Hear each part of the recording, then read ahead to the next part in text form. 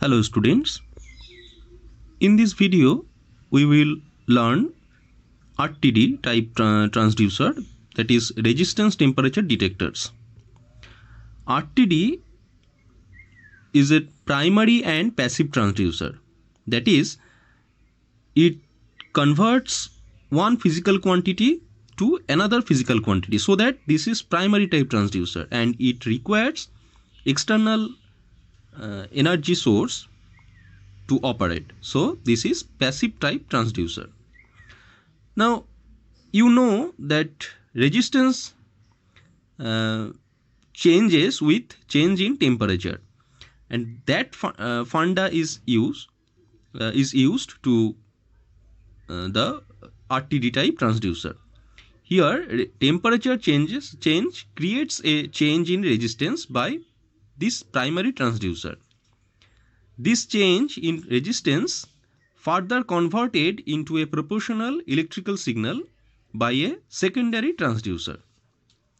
Now, what are the properties of material used in RTD? That is, its uh, ratio of change in resistance to change in temperature should be high, and relationship between resistance change and temperature change should be linear. Besides that, the volume of the material should be very small, so that it would not be bulky. Okay. Now you may know the relationship between temperature and resistance of any material, that is RT equals to R0 into 1 plus alpha T. That is alpha is temperature coefficient of that particular metal. R0 is the resistance of that material at 0 degree Celsius, and RT is the resistance of that material at T degree Celsius. So the material used in RTD should have high alpha. So if negligible change in temperature creates a sufficient change in temperature, okay, so that we get this ratio very high. Now here you can see the construction of a RTD. This is a key shape part, that is the actually the primary part, okay, and this is the a Wheatstone bridge.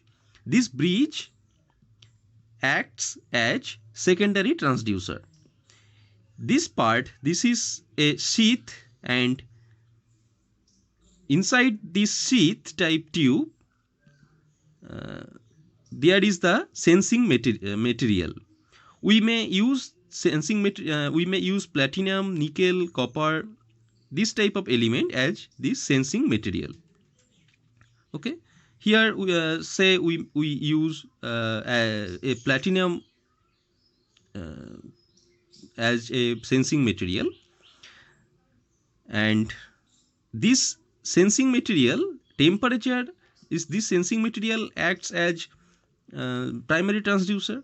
Temperature creates a change in resistance, so one physical quantity converts into another physical quantity, temperature change convert to resistance change, and then using this bridge circuit we can convert this resistance change into a voltage change or a current change, that is an electric signal. So this bridge acts as secondary transducer. Here say the bridge have three fixed resistance, R1, R2, R4, and the resistance of this platinum is Rs, which is 6 to 12 millimeter of diameter. Okay, and as this is a passive type transducer, so we need an external voltage source, that is VDC, that is a DC voltage source. Okay, at balanced condition we you may know the what is Wheatstone bridge. At balanced condition In Wheatstone bridge, there is no deflection in this galvanometer. And at balanced condition, the relationship among this resistance are R1 by R2, R1 by R2 is equals to RS by R4. So we can get RS equals to R1 by R2 into R4. So as temperature rises, the RS also rise. So galvanometer will show some deflection. You may see this circuit diagram of a bridge circuit. This bridge circuit diagram. If say ABC, this is a upper triangle, and ADC is lower triangle. Say let a current I1 is flowing through this AB and then AD, and current ID is flowing through BC and then CD. Okay, so if you use KCL, then you get I1 by I2 equals to R2 by R1, and then if you apply KCL in this lower triangle, then you will get I1 by I2 equals to R4 by RS. So ultimately you get R2 by R1 equals to R4 by RS, or R1 by R2 equals to RS by R4. That is the condition of that is the relationship of this balanced bridge. Okay, now if the resistance RS changes with temperature change, so this bridge becomes unbalanced, and so if RS is increases, so there is a potential difference occurred in this AC terminal. So a current will be flown through this galvanometer, and so we can see a deflection in this galvanometer. Okay, so if we if we calibrate this galvanometer scale with temperature change, we may get the right temperature change, or how many temperature is changes, that amount we may get. So this resistance temperature change firstly converted into resistance change, and after that this resistance change converted into an electrical signal, that is voltage change.